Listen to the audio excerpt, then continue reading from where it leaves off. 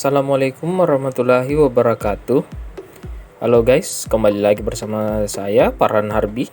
Dan tentu saja saya bersama dengan teman-teman saya lagi, yaitu Anggi Novita dan Nur Inayah Wulandari Putri dari kelompok 7 Psikolinguistik. Hari ini kami akan membahas tentang bahasa dan persepsi. Yang pertama, apa itu bahasa? Bahasa adalah salah satu ciri yang khas manusia yang membedakannya dari makhluk-makhluk yang lain. Ilmu yang mempelajari hakikat dan ciri-ciri bahasa itu disebut ilmu linguistik. Bahasa sebagai alat komunikasi merupakan suatu hal yang fundamental dalam intelijensia manusia dan sangat penting dalam budaya manusia, di mana terdapat kurang lebih 5.000 total bahasa dan dialek yang tersebar di seluruh penjuru dunia. Bahasa dapat diekspresikan melalui gestur, tulisan, ataupun perkataan secara langsung. Yang kedua, apa itu persepsi? Ada beberapa pengertian persepsi menurut para ahli. Yang pertama, menurut Boyd, Walker, dan Laros, di mana persepsi adalah proses dengan apa seseorang memilih, mengatur, dan menginterpretasikan informasi. Yang kedua, menurut Kotler, persepsi adalah di mana kita memilih, mengatur, dan menerjemahkan masukan informasi untuk menciptakan gambaran dunia yang berarti. Dan yang ketiga, menurut Pride dan Farrell, persepsi adalah segala proses pemilihan, pengorganisasian, dan penginterpretasian masukan informasi, sensasi yang diterima melalui penglihatan, perasaan, pendengaran, penciuman, dan sentuhan untuk menghasilkan makna. Secara sederhana, persepsi merupakan cara kita dalam mencoba memahami lingkungan dunia sekitar. Kita memperoleh dan mengumpulkan informasi melalui panca indera, tetapi persepsi memberikan arti atau makna terhadap organ-organ panca indera ini.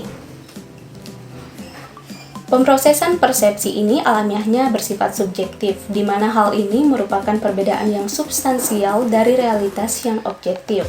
Selain itu, persepsi dapat dipahami sebagai pengenalan dan interpretasi atau penafsiran dari tanggapan informasi yang diperoleh oleh panca indera.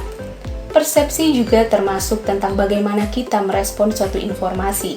Kita dapat merenungkan bahwa persepsi sebagai proses di mana informasi yang diperoleh oleh panca indera dari lingkungan dan penggunaan informasi yang diperoleh tersebut dalam berinteraksi dengan lingkungan kita.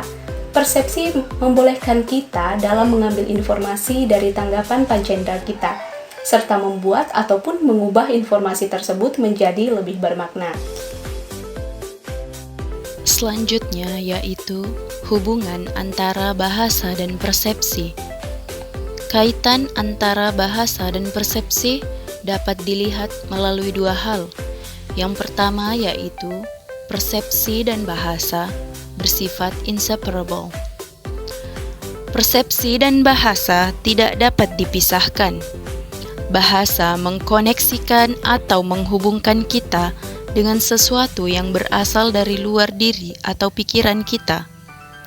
Kita tidak dapat memisahkan diri dengan persepsi kita terhadap dunia, serta kita juga tidak dapat memisahkan diri dari bahasa.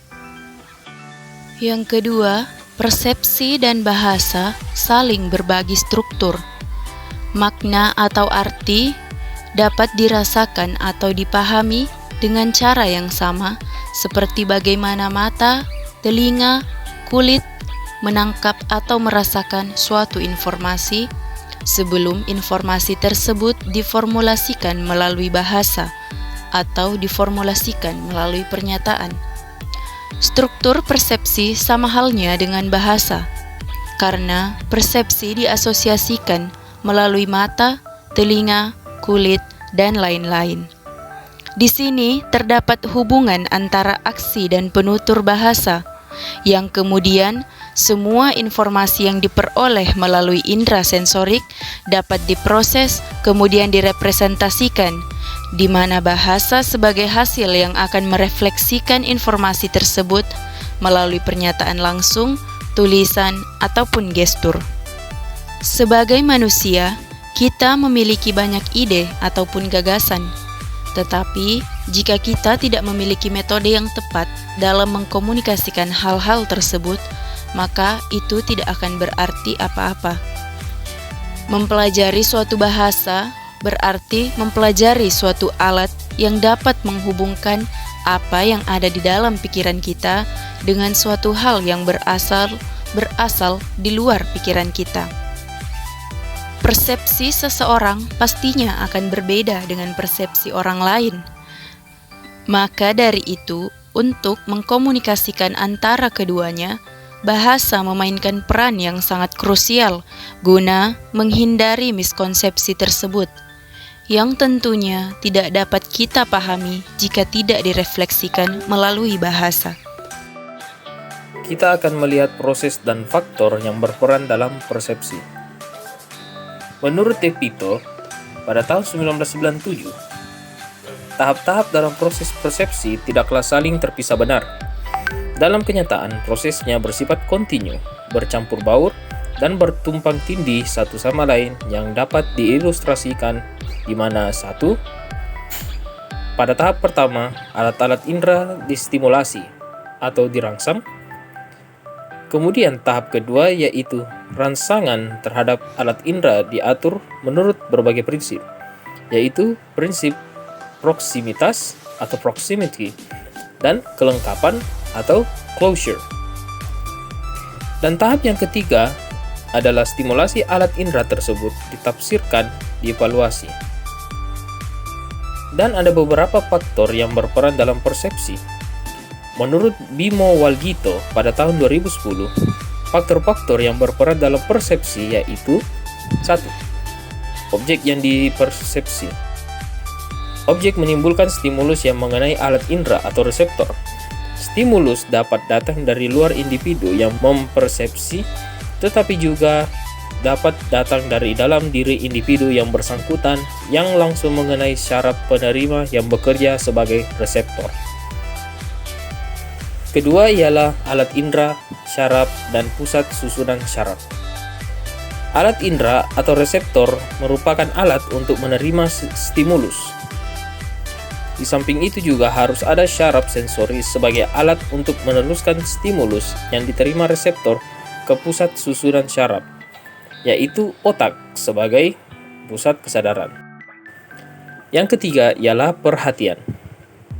Untuk menyadari atau mengadakan persepsi diperlukan adanya perhatian, yaitu merupakan langkah pertama sebagai suatu persiapan dalam rangka mengadakan persepsi. Secara sederhana, dapat dipahami bahwa persepsi melalui indera sensorik tersebut sebagai intake yang kemudian diproses di mana bahasa sebagai outputnya. Dapat disimpulkan bahwa bahasa merupakan kebutuhan yang digunakan untuk menafsirkan persepsi.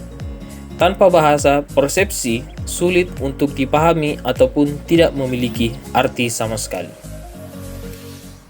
Itulah tadi video tentang bahasa dan persepsi dari kelompok 7.